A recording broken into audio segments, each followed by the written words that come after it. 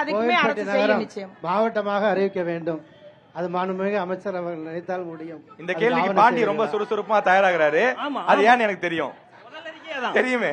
கோவில்பட்டியில முதல்ல நம்ம சொல்ற செயற்பாட்டு வரைவு கோவில்பட்டி தனி மாவட்டம், கழுகுமலை யூனியன், கோவில்பட்டி மாநகராட்சி, கழுகுமலை தாலுகா, கயத்தார் நகராட்சி, காமநாயக்கம்பட்டி பேரூராட்சி.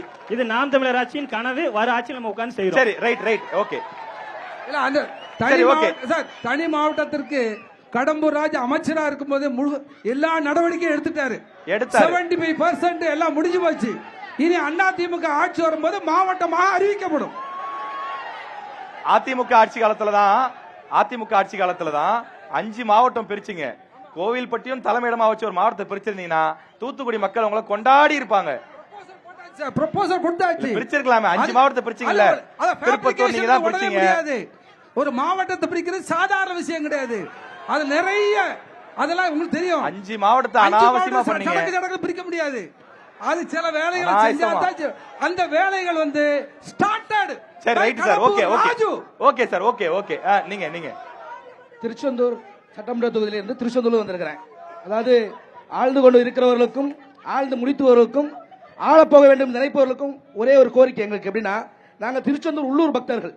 காலகாலமாக பரம்பரையா உள்ளூர் பக்தர்கள் இலவசமா திருச்செந்தூர் கோயில்ல சாமி கும்பிட்டு இருந்தோம். இன்னைக்கு வந்திருக்க ஏற்கனவே இருந்த ஈவோல இருந்து இப்ப இருக்கவங்க வரைக்கும் எங்களை உள்ள அனுமதிக்க மாட்டேங்கிறாங்க. இதற்கு பல்வேறு வகையான போராட்டங்கள் பொதுமக்கள் நடத்துறாங்க. அது ஃபீஸ் கமிட்டி, ஆர்டிஓ தலைவர் ஃபீஸ் கமிட்டி போட்டு சேகர்பாபு சார் அவர்களும் சொன்னாங்க, உங்களை அனுமதிப்பாங்க, நீங்க ஆதார் கார்டு காட்டினா போதும் அனுப்பாங்க. ஆனா இன்று வரும் அனுமதி இல்லை.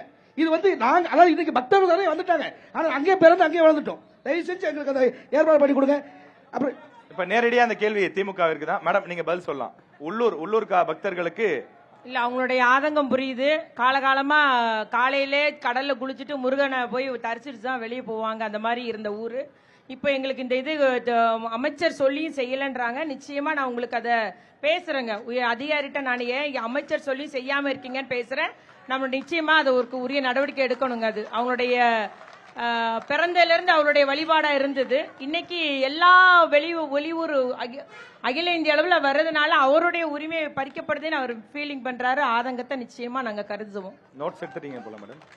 Okay, thank you.